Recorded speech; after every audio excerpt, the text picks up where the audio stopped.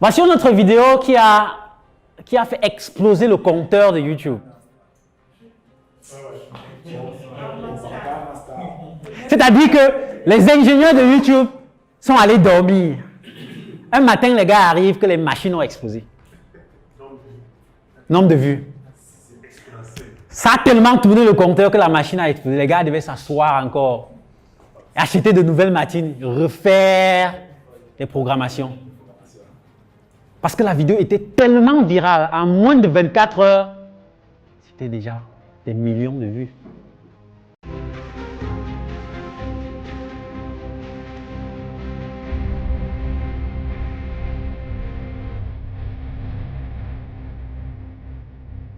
Maintenant, parlons de YouTube proprement dit. Trouvez le sujet de votre chaîne. Ça, c'est la première étape. Comment est-ce que vous arrivez à trouver le sujet de votre chaîne YouTube? Parce que commencer une chaîne, oui, c'est intéressant, c'est beau. Mais là, oui. Si je peux te poser une question avant qu'on avance. D'accord. C'est banal. Mhm. Je veux voir quelle est la balance entre les vues, les j'aime, les partages. Est-ce qu'il y a une... Oui, en réalité, les trois n'ont pas le même niveau de considération par l'algorithme.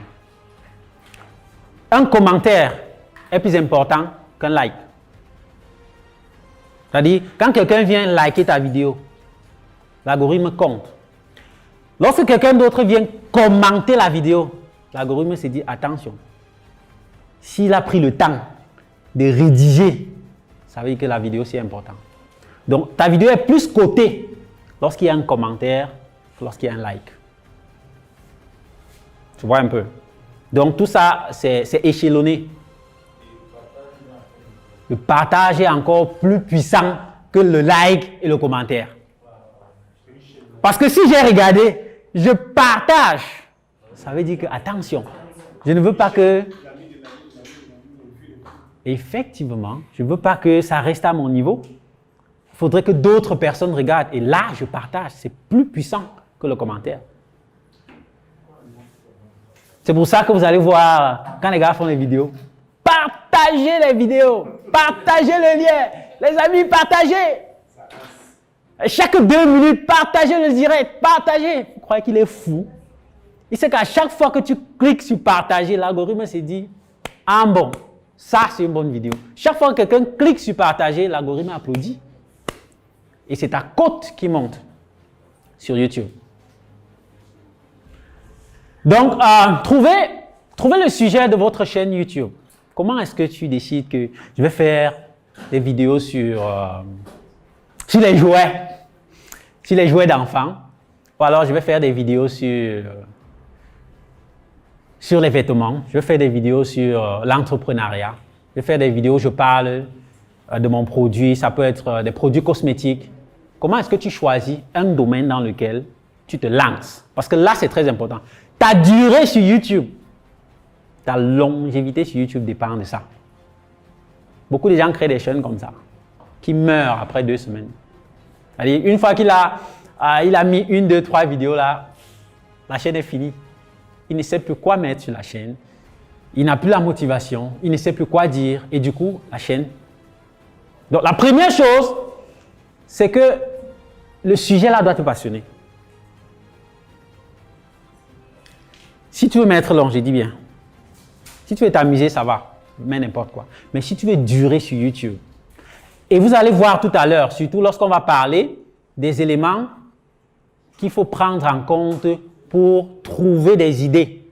Vous allez comprendre pourquoi je suis en train d'insister sur ce point. Si un truc ne te passionne pas et tu crées une chaîne dessus, on sait ce qui va arriver. La chaîne là va mourir.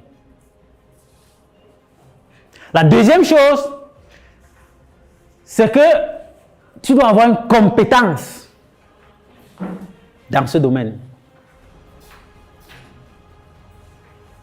Tu ne peux pas créer une chaîne où tu parles de produits cosmétiques, par exemple, et tu ne sais rien de la cosmétique. Tu vas certainement faire 1 ou 2 vidéos où tu vas définir la cosmétique. Tu vas dire, bon, c'est bien de chercher les bons produits pour sa peau. Et après, tu dis quoi aux gens? Tu réfléchis, bon, quelle vidéo est-ce que je vais faire? Tu n'as plus d'idée parce que tu n'as pas de compétences. Et ça peut se voir lorsque les gens vont regarder ta vidéo. Ils vont sentir que toi, tu es juste venu te balader. Quand tu regardes une vidéo de quelqu'un qui maîtrise son domaine, tu sais, personne ne t'explique. Tu sais que ce gars, il sait de quoi il parle. Donc, tu dois avoir une compétence si tu veux durer longtemps. Tu dois être passionné. Ensuite, il doit avoir un marché idéalement concurrentiel. Surtout pour les entrepreneurs. Parce que si tu veux te lancer sur YouTube pour faire de l'argent, là, il faut bien réfléchir. Si c'est pour archiver tes vidéos, bon, ça va. Si c'est pour t'amuser, bon, ça va. Mais si tu veux te lancer sur YouTube pour faire de l'argent, il faut s'asseoir et réfléchir. C'est dire, quel est le domaine dans lequel j'ai plus de chances de réussir? Parce qu'il y a des domaines saturés. Hein. Tu vas là-bas, les gars ont déjà tout dit. Quand tu mets ta vidéo là, ça entre quelque part dans les 80 000 vidéos de chaque seconde. Personne ne va jamais voir la vidéo là. Parce qu'il y a des gars qui ont déjà tout dit dans ce domaine. Et c'est eux qu'on écoute. Et quand tu tapes une question là, c'est leur nom qui apparaît en premier. Toi là, tu es loin à la 205e page. Donc il faut chercher un domaine qui est au milieu entre le niveau de concurrence et la pertinence de ce que tu veux développer pour ta chaîne. Voilà, sélectionnez vos meilleures idées et planifiez votre tournage. Une chose très importante à noter ici, c'est que lorsque tu veux faire du sérieux sur YouTube, tu dois être sérieux. Parce que ça a l'air facile. Tout à l'heure, quand on va créer la chaîne, vous allez voir que c'est rien. Quand on va paramétrer, vous allez voir que c'est rien. Mais le vrai travail, c'est la constance et la consistance. Parce que ce qui est sûr, la première semaine, le premier mois, vous serez très enthousiaste. Vous allez même vouloir mettre 10 vidéos par jour. Sauf que 2 mois après, la vraie question va se poser. Est-ce que vous êtes toujours enthousiaste? Et pour faire ça, il faut planifier. Se dire, c'est les mercredis que j'enregistre mes vidéos. Et quand c'est mercredi, avant de dormir, tu as préparé le vêtement que tu vas porter pour faire ton tournage. Tu as préparé le script de ton tournage. Quand tu te lèves, tu te laves, tu t'habilles, tu te mets devant la caméra et tu tournes. Si tu n'as pas cette discipline-là, ta chaîne ne va pas tenir. Donc, il faut planifier. Et maintenant, parlons du matériel. On est en train de s'acheminer bientôt vers la phase pratique. Parce que bientôt, là, on va déposer les cahiers. On va commencer à faire les choses pratiques. Qu'est-ce qu'il faut pour créer une chaîne YouTube? Ça, c'est la vraie question. Beaucoup de gens disent, je veux créer une chaîne, mais je ne sais pas comment m'y prendre. Je ne sais pas ce qu'il faut. Mais en réalité, il ne faut pas grand-chose. Surtout pour un début. Si tu as ça, si tu as ça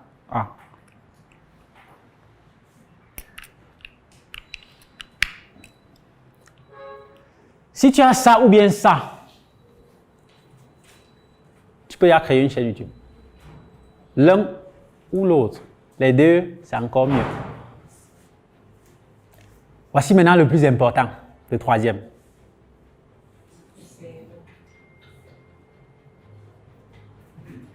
Parce que tu peux avoir les deux premiers. Si tu n'as pas le troisième, tu ne vas pas tenir. Parce que ta chaîne, c'est toi. Ta chaîne, c'est ce que tu mets dedans. Ta chaîne, c'est ta particularité. Ta chaîne, c'est ta personnalité. Ta chaîne, c'est ta créativité. Donc, il doit avoir ta touche, il doit avoir toi dans ta chaîne.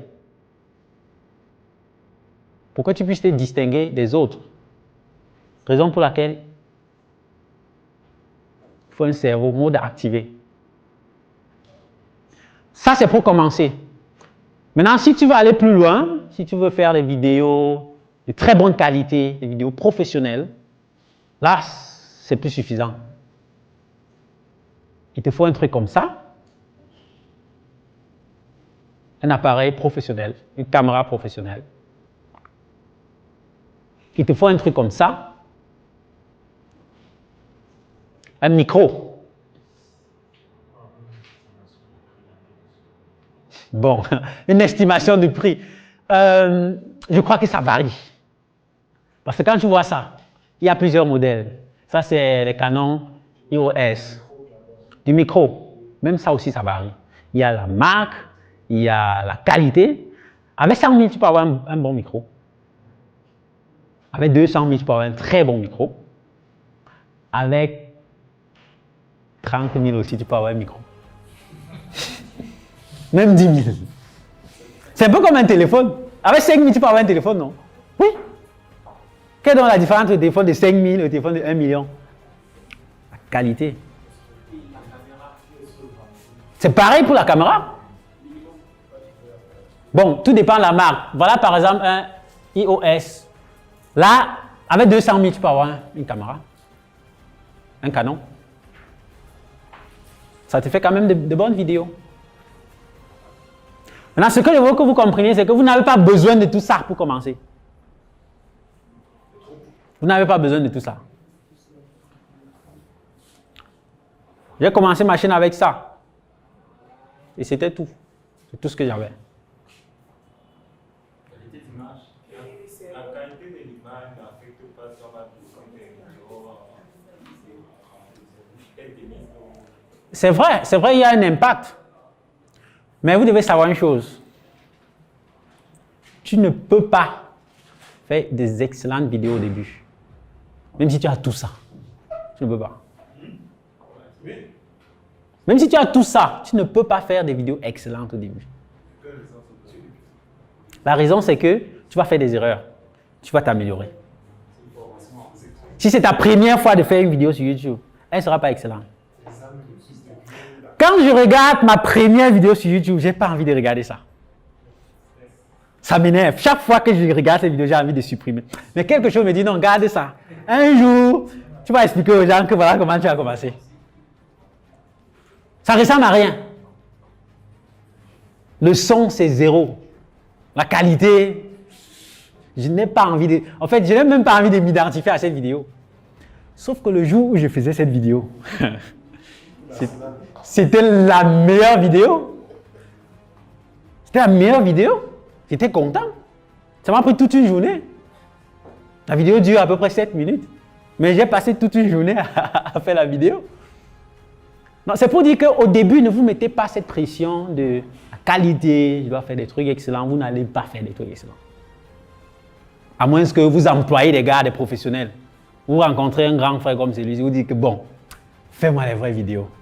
Tu t'assois, tu parles seulement. Le gars s'occupe du reste. Il te filme, il fait le montage et il met sur ta chaîne. Mais si tu dois faire de toi-même, sache que ça va être approximatif. Et après, tu vas t'améliorer. Et là, c'est même encore important parce que tu apprends dans le processus. Tu apprends comment est-ce que tu manages, comment est-ce que tu gères ta chaîne. Oui, madame. Il faut aussi préciser que tout le monde n'a pas besoin de passer par là pour avoir une chaîne YouTube où on fait sur les bases des images, par exemple. Oui. On n'a pas forcément besoin de... Effectivement. Effectivement. Oui. C'est-à-dire que ça, c'est dans le cas où vous voulez faire des vidéos de vous-même. Voilà. Il y a des vidéos où des gens font des petits montages, ils prennent des images, ils mettent ensemble, ils mettent une voix derrière, ils parlent, ils expliquent. Et ça aussi, c'est intéressant. Parce qu'il y a des gens qui n'aiment pas se faire voir. Que vraiment, je ne veux pas qu'on voit ma tête. Je ne veux pas. Les réseaux sociaux, je ne suis pas dedans. Sauf qu'il veut créer sa chaîne. Donc,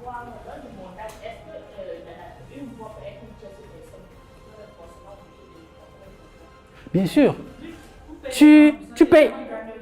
Il y a des gens qui sont spécialisés dans la pose des voix. C'est-à-dire que YouTube va faire des vérifications, se rassurer que ce n'est pas la vidéo de quelqu'un que tu as copié, tu es venu mettre. Il y a des plateformes qui proposent des images, des niveaux de voix, des fonctions de voix. Moi, je sais, quand vous parlez de contenu, c'est y compris le son qui passe à l'intérieur. Bien sûr. Quand l'audio vient déjà de quelqu'un, il faut que vous preniez les dispositions à la base pour que cette personne ne réclame pas le droit sur cette vidéo. Bien sûr, si par exemple, vous achetez les services de quelqu'un et cette personne pose sa voix sur votre vidéo, vous l'avez payé pour ça. Ça veut dire que vous avez acheté un service, vous avez le droit sur cette voix. C'est pour ça que vous allez voir souvent dans des vidéos, lorsque vous déroulez par exemple la description, vous allez voir parfois je ne suis pas auteur du son je n'ai aucun droit sur la musique. C'est pour décliner sa responsabilité. Parfois, vous faites une vidéo et vous mettez un son, un background sound qui accompagne ce que vous êtes en train de dire. Maintenant, il y en a des gratuits, il y a des payants. Donc, soit tu prends le gratuit, ou alors tu payes. Et quand tu payes, tu as largement le droit dessus. Et au moment de la monétisation, tu n'auras pas de problème. Et aussi, Facebook ne peut pas regarder le produit. Si la personne ne signe pas sur Facebook, vous allez produire. Oui, il peut arriver que la personne ne réclame aucun droit. C'est-à-dire que YouTube ne va pas dire, gars, c'est pas ta voix là-bas. Parce que lui-même, il est content, il t'a donné ça. On va faire avec sa voix. Donc, vous pouvez aussi ajouter ça. Si vous voulez encore aller plus pro, il faut de la qualité de l'image. Et la qualité de l'image, c'est la lumière. S'il n'y a pas de lumière, votre image n'est pas de bonne qualité. Donc voilà ce qu'il faut. Il faut un téléphone ou un ordinateur pour commencer. Quand vous avez ça, vous pouvez commencer votre chaîne. Maintenant, si vous devez aller plus loin, vous devez mobiliser les moyens pour aller un peu plus pro, acheter des appareils. Et ça ne coûte pas souvent très cher. Il vous faut également des applications. Bon, ça, c'est des applications gratuites. Hein. Il y a des applications payantes. Ça, c'est gratuit parce que je me dis, bon, nous tous, on commence. Pas besoin d'aller payer un abonnement de 100 € par mois pour une application, alors que la vidéo, là, vraiment, ça ne m'apporte rien pour l'instant. Donc, tu commences avec les applications gratuites, comme KineMaster, que vous connaissez très bien. Il y a iMovie. Quand j'ai commencé ma chaîne, je faisais des montages avec iMovie. Et je filme là avec mon téléphone, je mets ça sur iMovie, je coupe un peu, j'arrange et puis. Il y a InShot, il y a HitFilm Express, il y a OpenShot, il y a Shortcut, il y a Blender. Ouais, bon là, Canva, là c'est pour les photos. Parce qu'il faut se dire que même quand tu publies ta vidéo, il y a souvent des photos que tu dois mettre dans la vidéo.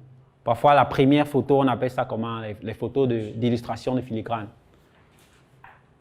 Et là, il faut travailler la photo. Ça doit être de très bonne qualité pour pousser celui qui regarde à pouvoir cliquer et s'abonner.